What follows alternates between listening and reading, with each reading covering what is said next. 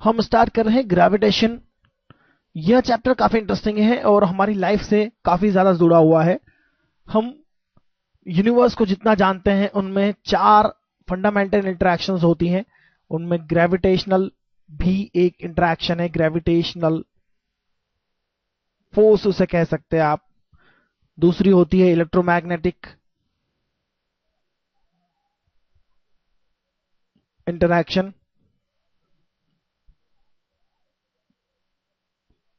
और तीसरी होती है स्ट्रॉन्ग इंटरैक्शन। यह आप फिजिक्स में पढ़ते हैं क्लास 12 में दोनों।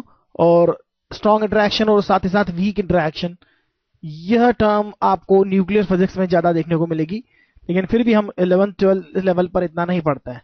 Gravitational force is one of the 4 fundamental interaction between the particles, between the matter and so इसकी इंपॉर्टेंस हम समझ सकते हैं, क्योंकि सारा हमारा ब्रह्मांड जो है उसी ग्रेविटेशनल फोर्स के कारण ही अपने मोशन में है, और ग्रेविटेशनल फोर्सेस के कारण ही हमारी अर्थ का शेप, ऑर्बिट का शेप, सन का शेप, यह स्फेरिकल इलिप्टिकल है। तो ग्रेविटेशनल फोर्स काफी इंपॉर्टेंट है। आइए हम देखते हैं Newton's law of gravitation. Newton's law of gravitation यह कहता है कि every particle of matter in the universe attract every other particle. यानी हमारे पास अगर बहुत सारे पार्टिकल्स हैं तो सभी पार्टिकल एक दूसरे को अट्रैक्ट करते हैं, और यह फोर्स ऑफ अट्रैक्शन जो है वह प्रोपोर्शनल होता है उनके मासेस के प्रोडक्ट के। अगर हम किसी दो की बात करें, m1 m2 उनके मासेस हैं, सपोज पार्टिकल के मासेस m1 m2 है। अभी दूसरे मासेस को हम कंसीडर नहीं कर रहे हैं, क्योंकि उनके होने या नहीं होने से m1 m2 के बीच की इंटरेक्शन पर इफेक्ट नहीं होता है। F is proportional to m1 m2, also inversely proportional to r square। 1/r² की अगर टर्म होती है तो यह फोर्सेस इनवर्स स्क्वायर लॉ को फॉलो करते हैं। इसका मतलब यह हुआ कि यह force of attraction inverse square law को फॉलो करता है। तो यह हमें याद रखना चाहिए कि force, gravitational force follows inverse square law. तो काफी अच्छी बात होगी, लिखना भी चाहिए।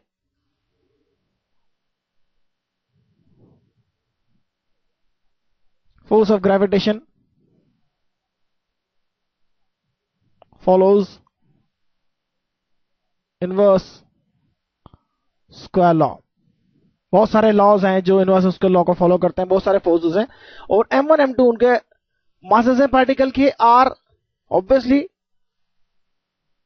Distance between m1 and m2, particle m1 m2 के बीच की डिस्टेंस है r।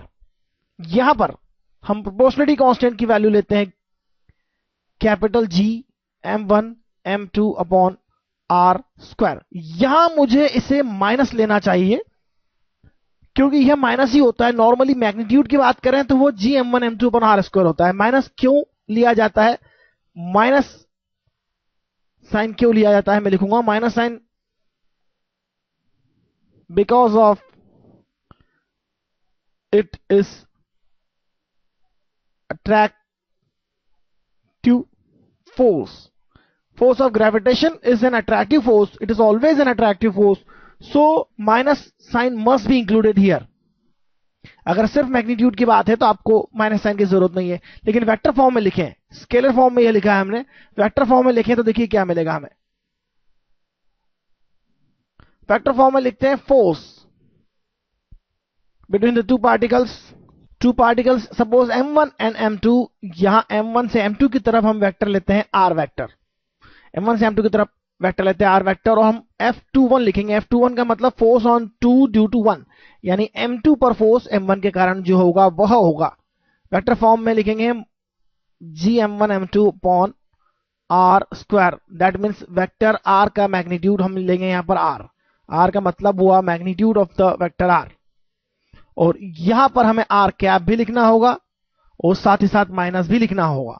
माइनस का मतलब m2 पर जो फोर्स होगा r वेक्टर के अपोजिट डायरेक्शन में होगा, r कैप का मतलब यूनिट वेक्टर होगा जो r के डायरेक्शन में है। तो r कैप का नेगेटिव यानी m2 से m1 के डायरेक्शन में एक यूनिट वेक्टर हो गया, और G m1 m2 upon r square उसका मैग्नीट्यूड हो गया।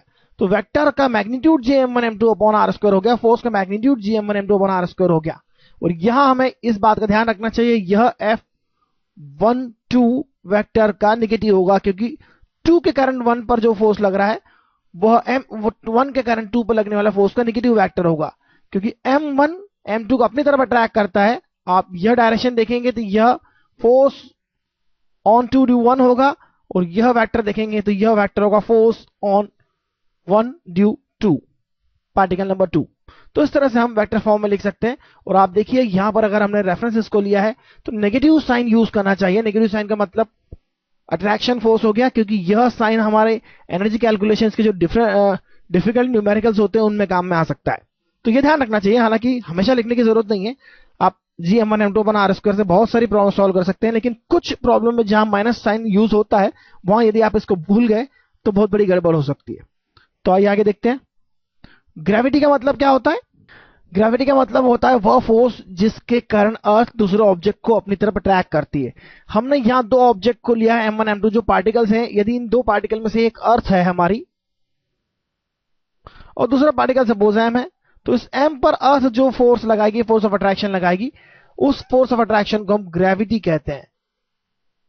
यानी force of attraction due to earth on a particle is called as gravity. तो आइए हम देखते हैं।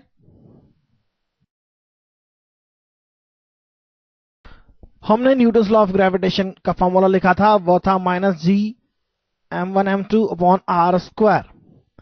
यूनिवर्सल ग्रेविटेशनल कांस्टेंट हम जानना चाहते हैं क्या होता है। Capital G is the universal gravitational constant और इसकी वैल्यू होती है 6.67 10⁻11 newton metre square divide by kg²। This is the universal gravitational constant. यह हमारे ब्रह्मांड की किसी भी पॉइंट पे जाएं आपको सेम वैल्यू मिलेगी इसकी। कुछ लोग निगेटिव भी लिखते हैं क्योंकि यहां हमने माइनस यूज कर रखा है। हम केवल न्यूमेरिकल वैल्यू में इंटरेस्टेड है फिलहाल। 6.67 10⁻11 newton metre square upon kg²। इसकी वैल्यू आपको याद रखना चाहिए, कई बार कैलकुलेशंस में यूजफुल होती है। और यह वैल्यू जो है कैवेंडिश एक्सपेरिमेंट से मिली थी। कैवेंडिश एक्सपेरिमेंट का हम छोटा सा डिस्क्रिप्शन देख सकते हैं। कैवेंडिश एक्सपेरिमेंट में क्या होता है, छोटे लेड स्फीयर्स को इस तरह से रखा जाता है दो, और उनके पास में अपोजिट साइड्स में दो बड़े लेड स्फीयर्स रखे जाते हैं। इस स्ट्रिंग को हैंग किया जाता है, एक स्ट्रॉन्ग रॉड होती है। इस रॉड, यह हॉरिजॉन्टल सिस्टम है पूरा, ये चारों पार्टिकल्स मासेस जो है हॉरिजॉन्टल प्लेन में है और यह इस तरह से हैंग किया हुआ है। अट्रैक्शन के कारण थोड़ा सा रोटेशन होता है और उस रोटेशन का एंगल हम मेजर कर सकते हैं यहां पर।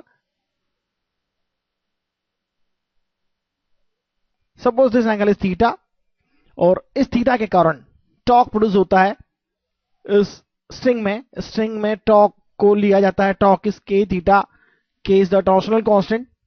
और यहां पर जो टॉर्क प्रोड्यूस हो रहा है ग्रेविटेशनल फोर्स के कारण वो है g, mass of this object is m, so this is g mm। The force is r²। यह डिस्टेंस यहां से यहां तक r है, यह डिस्टेंस r है बेसिकली, और यह डिस्टेंस l है। तो फोर्स इनटू लेंथ यह हो जाता है पैरेलल फोर्सेस। दोनों फोर्सेस इक्वल है और दोनों के बीच की डिस्टेंस l है, तो मोमेंट ऑफ फोर्स हो जाता है GMM upon R² into L, k theta इसके इक्वल हो जाएगा। तो यहां से हम थीटा की वैल्यू मेजर कर सकते हैं। थीटा की वैल्यू मेजर करने के साथ साथ g की वैल्यू, कैपिटल G की वैल्यू फाइंड कर सकते हैं। तो कैपिटल G की वैल्यू कैवेंडिश एक्सपेरिमेंट से फाइंड की जाती है।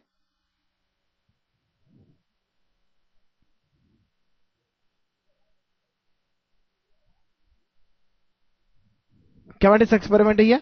और हम आगे देखेंगे कैपिटल G की वैल्यू से स्मॉल g की वैल्यू फाइंड यूज करते हुए हम मास ऑफ अर्थ फाइंड कर सकते हैं।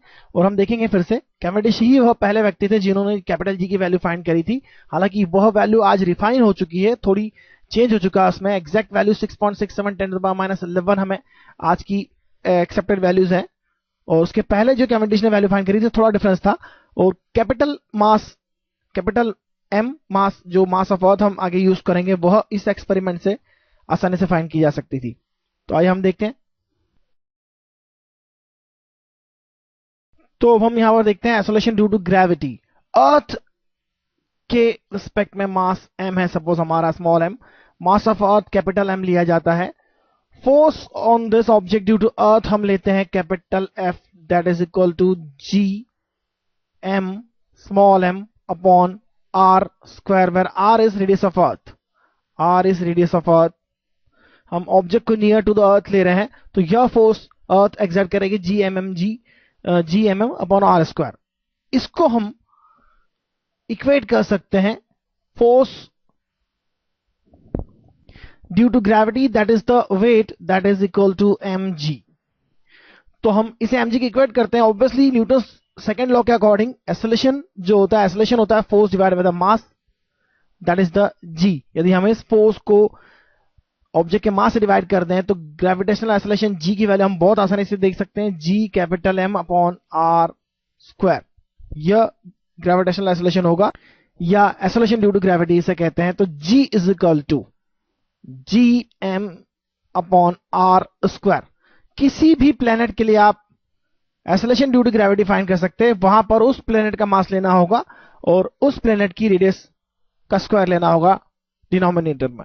लेकिन एक बात हमें ध्यान रखना चाहिए, कई बार क्या होता है, मास की वैल्यू डेंसिटी इंटू वॉल्यूम भी ली जा सकती है.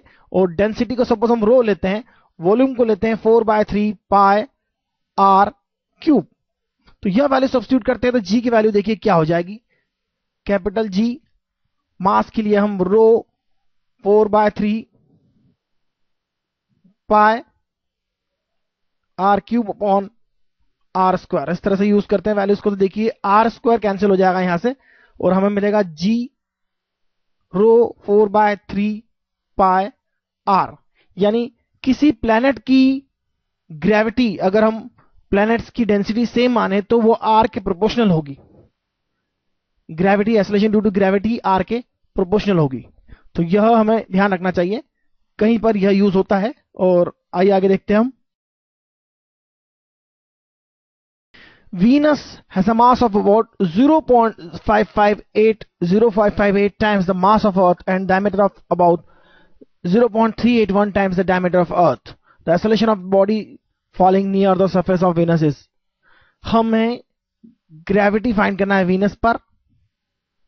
ग्रेविटी का फॉर्मूला होता है जी, ग्रेविटेशनल एक्सेलरेशन का फॉर्मूला होता है G mass of the planet divide by radius of the planet square.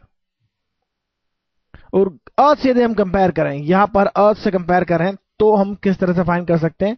Gravitational force on the earth क्या होता है, यह होता है G mass of earth divide by radius of earth square. Gravitational force on Venus find करना है हमें.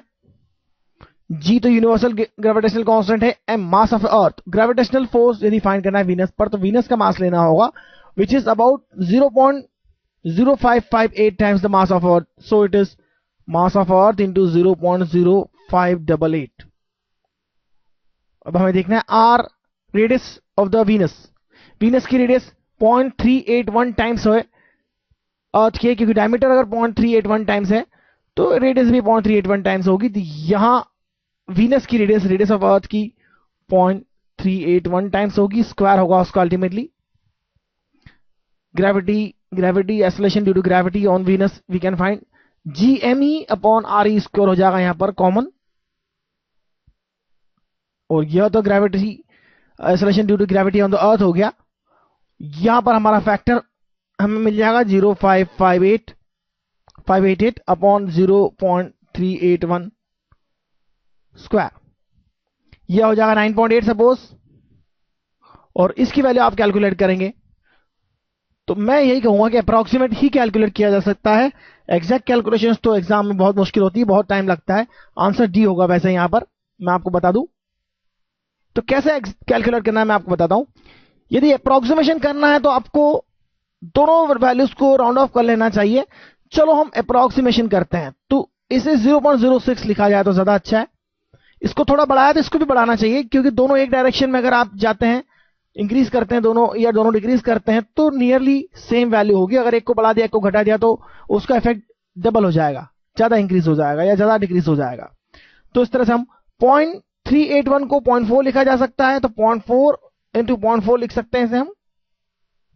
अब यदि आप कैलकुलेट करते हैं तो कितना होगा, 0.4 हो जाएगा 0.16, तो ये हो जाएगा 9.8 इंटू 0.06 डिवाइड बाय 0.16.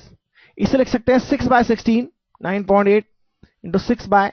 16, ये तो बहुत आसान है, 3/8 हो जाएगा, 9.8 इंटू 3/8। इससे यदि आप 10 ले लेते हैं, 10 इंटू 3 30, 30 डिवाइड बाय 8 अप्रॉक्सीमेटली 3.8। इतना कम नहीं होगा, इतना कम नहीं होगा, यह भी बिल्कुल पॉसिबल नहीं है। इसलिए नियरली आपका आंसर 3.8 मीटर पर सेकंड स्क्वायर होगा।